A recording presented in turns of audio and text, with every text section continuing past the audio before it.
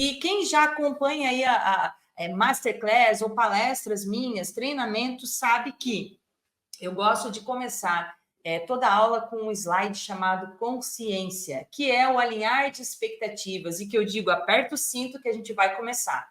O que é o alinhar expectativa? É muitas vezes entender o conceito das coisas, é entender a dinâmica, é ampliar realmente essa visão que às vezes está ofuscada ou tem ponto cego. Por quê? Porque a gente vai muito no instinto. Então, às vezes a gente não tem consciência de alguns conceitos, do que realmente quer dizer algo e formas da gente aperfeiçoar, e a gente vai no instinto, vai fazendo, e dá resultado, dá. Só que a partir do momento que a gente tem clareza, bota a luz, nossa, eu fazia isso e eu nem sabia que é uma técnica. Eu usava esse recurso, mas eu achava que era um conhecimento de senso comum e não sabia que na literatura de vendas, falando em venda, falando em marketing, isso já existe um conceito, já existe um estudo, né? Então, isso a nível mundial, tantos estudos que a gente vê em Harvard, em tantos cursos, né, de especialistas, que às vezes a gente olha, nossa, eu já falava isso, já fazia isso, mas não sabia que era técnica. E a partir do momento que a gente tem consciência disso, aí a gente também se posiciona melhor. Se posiciona com confiança, se posiciona como especialista. E hoje o nosso slide de consciência é uma frase do Tom Hopkins. E eu já vou contar quem é esse camarada, gente, porque vai vir muito de encontro com o nosso assunto aqui, não só em termos, né, de conteúdo, mas de profissão também. E ele fala: uma objeção não é uma rejeição, é simplesmente um pedido por mais informações. Eu falo muito isso também, né? E eu nem sabia que ele usava dessa forma de expressão, porém eu sempre falo, objeção, quando eu estou dando treinamento, não é rejeição. E eu falo muito sobre essa questão da rejeição. A nossa primeira ou a segunda masterclass, a gente falou na segunda, que a gente fala de crença, e eu falei sobre rejeição, o quanto os traços de rejeição na nossa história têm impacto total nas vendas, o quanto isso lá no inconsciente, escondidinho ou não, em alguma janela, isso se reflete, por isso que gera desconforto, por isso que muitas vezes a gente pensa, por que isso está me incomodando tanto? Tem traços de alguma rejeição. Não é o assunto de hoje, mas o fato é que objeção não é rejeição. Eu digo mais, é uma consideração. A partir do momento em que eu estou numa jornada de compra, e cada um de nós já passou por alguma jornada, desde um produto simples a um produto de ticket mais alto, né, de maior valor, ou uma jornada curta ou mais longa, todos nós aqui já passamos por esse momento de começar a considerar. Lembra que na primeira master, né, a retrasada, a gente falou, o jogo mudou, foi o tema, o jogo mudou. Eu trouxe um compilado da metodologia da Box, que a gente aplica na parte de vendas, no processo de vendas com os nossos clientes. E aí, gente, o que a gente mostrou lá? Um slide, a jornada. Lembra da jornada? Eu começo lá inconsciente, né? O cliente começa inconsciente, depois consciente do problema, depois consciente da solução e a consideração para depois ir para a decisão. Então, quando eu estou nessa jornada que eu começo a considerar, é natural virem as dúvidas, as inseguranças. Será que essa é a melhor opção para mim ou não é? Para comprar esse produto, principalmente falando de imóvel, é uma mudança de vida, é uma mudança de região, é uma mudança... Enfim, tem muita coisa envolvida nessa decisão. E aí eu começo a considerar, e aí eu começo a trazer objeções para a mesa. Então, gente, objeção não é rejeição.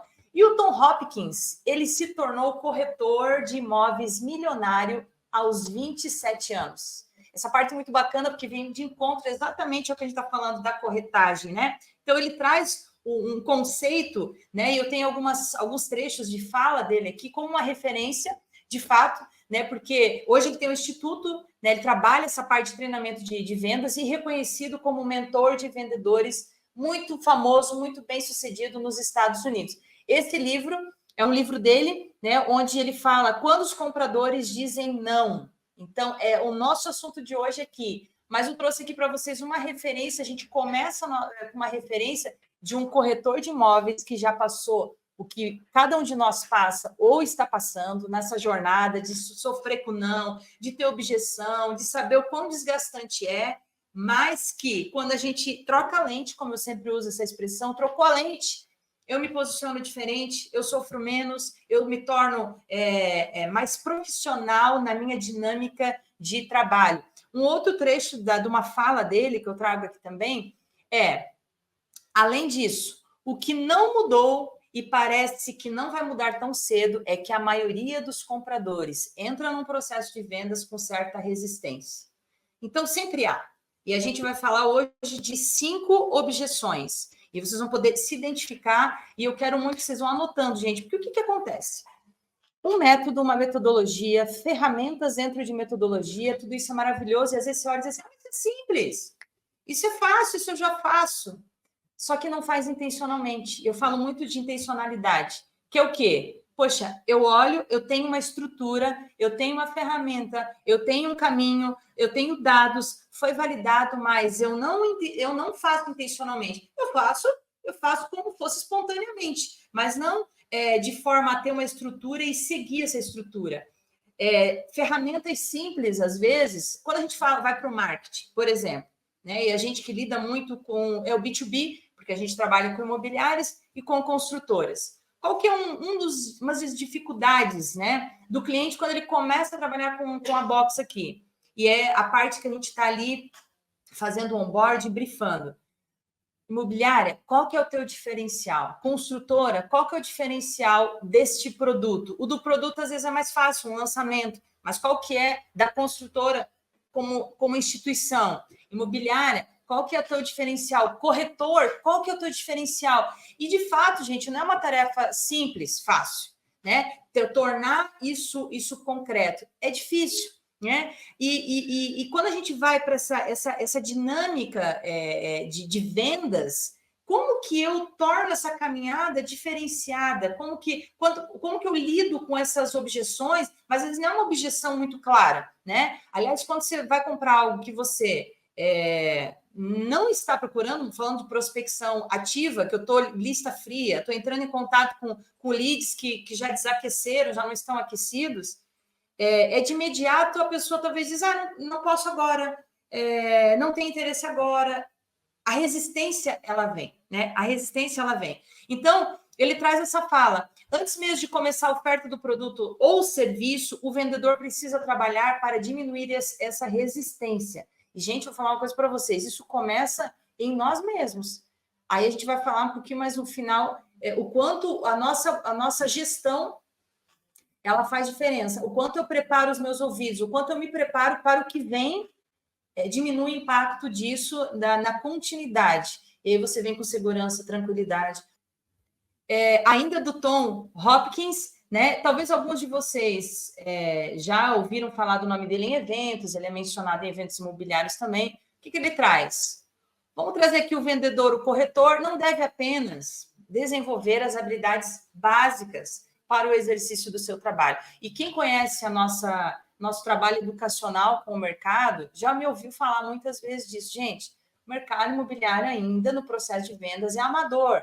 E isso eu não entendo como uma ofensa, mas eu digo comparado a outros setores.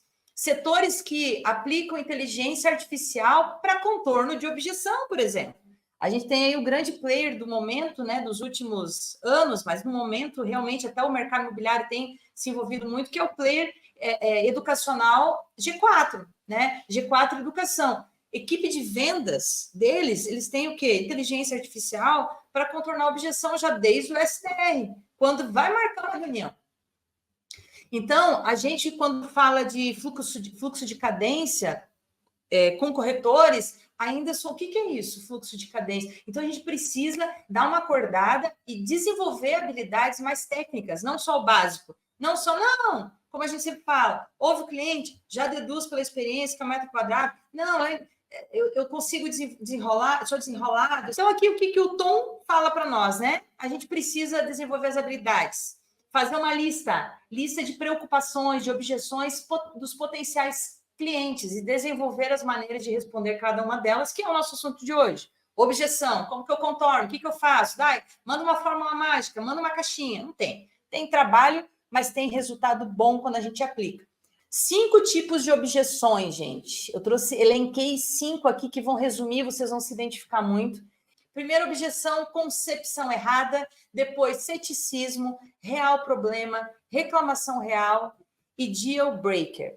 Vamos lá. O que é, Dai, essa tal de objeção de concepção errada? Isso aqui, gente, ela está classificada em 5 objeções. Existem outras, sim, mas são várias dentro de um tema, né? Então, é como se fosse tópico e existem várias situações que cabem a essa objeção. Concepção errada, o que é quando acontece isso com o cliente? É o tipo de objeção que surge quando o lead ele ainda não entendeu completamente o que você está oferecendo, seja em termos de serviço, seja em termos de produto. E aí pode ser uma falha educacional. O que eu quero dizer com falha educacional? Como você está comunicando com o mercado enquanto marca, com a tua audiência enquanto corretor. Uma falha, às vezes, de divulgação. Vamos lá, vamos falar de performance, tráfego pago. Você está comunicando, às vezes, um anúncio, o anúncio não está claro. Abro parênteses. As pessoas hoje, cada vez mais, estão lendo menos. Elas olham o anúncio, a gente percebe isso no dia a dia. Está escrito lá a informação, está escrito lá a região, o preço muitas vezes. E ela, às vezes, vai fazer perguntas de coisas que estão lá. Mas é por conta também da velocidade dessas informações, né, que estão passando ali nos anúncios. E faz parte, né? Ser humano. Viu ali, a informação principal que ele pegou foi a que ele captou e já fez contato, porque existe um interesse. Mas, às vezes, a gente precisa rever, né? Então, a divulgação, a informação como ela está sendo passada.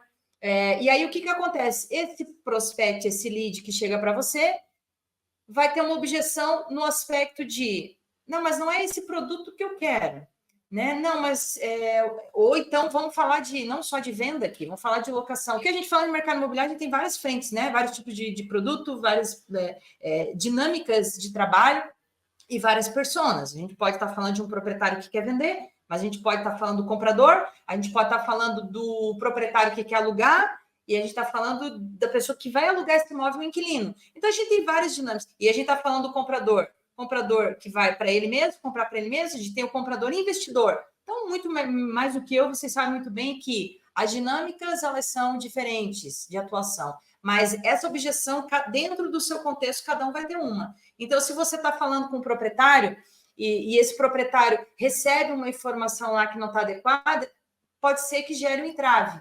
Se a gente está, por exemplo, vou usar um exemplo falando de locação. Eu vou vender que você pode ter o seu aluguel garantido e você traz todo um contexto divulgando isso. O inquilino pode ser que seja a primeira vez que ele vai alugar e ele vai achar o quê? Nossa, então existe um seguro que se eu não pagar, alguém vai pagar por mim? É uma concepção errada. Então, assim, não é para ele. Essa informação é para o proprietário, não para esse inquilino. Para ele, ele vai ter que pagar. Alguém vai correr atrás dele por causa dessa conta. Então, são divergências da comunicação e são objeções que podem surgir. Segunda objeção, ceticismo. Ser cético, Dai, não acredita? Vamos lá. O ceticismo, qual que é esse tipo de objeção? Se manifesta como desconfiança em relação aos benefícios que você está oferecendo. E aí vamos usar algum exemplo aqui. É um imóvel e ele vem com algo na cabeça que ele imagina que é o ideal para ele. Aí você traz outras coisas que estão mais dentro da linha do que você fez a triagem, identificou que vai ser mais benéfico para esse cliente. Mas ele está ali ainda, não sei, será que realmente vai ter vantagem? Será que vai ter diferença para mim? Né? Aí você enxerga situações que ele, por exemplo, tá? Estou jogando cartas na mesa. Então, ele trouxe para você uma situação da rotina dele, da dinâmica dele, e você apresenta um outro produto, às vezes que não é bem ali naquela localização, mas veja, aqui isso vai tornar tudo mais prático para você no dia a dia, e você tem comércio, e você tem a tua logística vai ficar muito mais fácil, mas ele ainda está ali na desconfiança, mas será que é isso mesmo? Não está seguro em relação à solução, a melhor opção para ele, né? Ele não comprou a ideia do benefício. Então, dentro de um produto que você vai oferecer, ou dentro de um serviço, vamos falar um pouquinho também de locação. E aí, o que acontece? Para esse proprietário, ele ainda desconfia, mas pagar a taxa de administração, se eu posso alugar por conta, e ele vai fazendo conta e vai colocando em cash muita coisa. Então, ele ainda está cético em relação a isso, né? E aí é que a gente precisa trazer informação, precisa fornecer, às vezes, uma prova social, um dado importante, né? Validar, trazer um case para ele, trazer situações reais, né? Então, assim, tanto de prós e contra, para validar isso. Quando eu digo prós e contras, às vezes até uma situação negativa. Olha, você alugar por conta, Você pode ter esse tipo de problema, esse e esse. E aí eu vou te contar uma história.